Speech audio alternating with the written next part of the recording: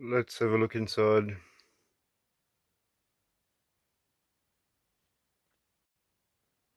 Back seems to be attached on 7 screws.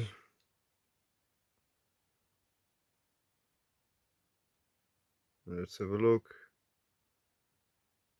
With those 7 screws removed, it looks like the whole case slips off except for the fascia. Except maybe not. Here we go. Feed the cable through that hole, and this is what's inside.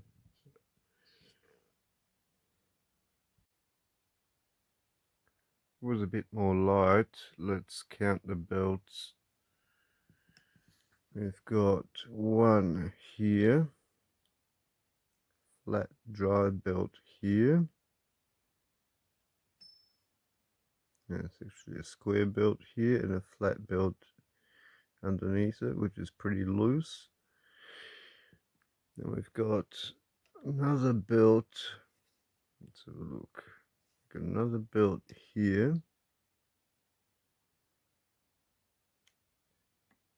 One belt for the counter, one belt for the auto stop, or maybe the other way around, but that's 2 there, 3, 4, 5, 6 belts.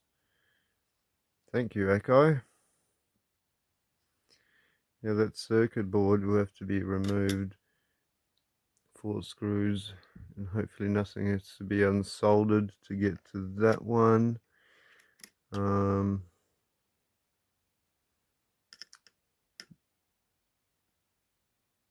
This one here, that pulley will have to come out.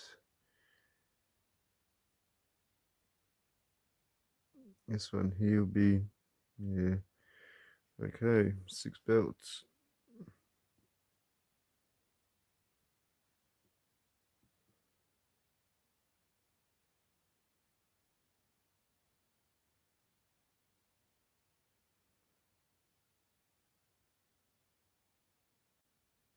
With the center bracket removed, now we can remove the flywheel and take off the belts for measurement.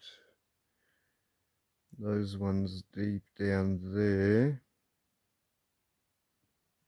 for the counter and for the auto stop will have to be a bit more involved to get those ones out.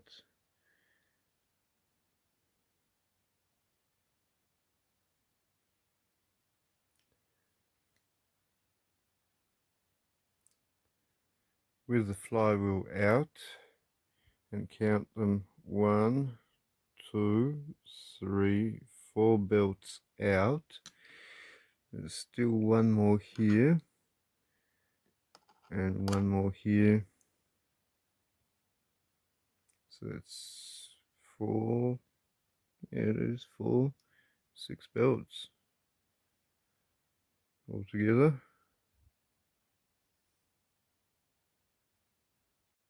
Another 3 screws later to remove the auto stop mechanism, and the belt still won't come off without more disassembling.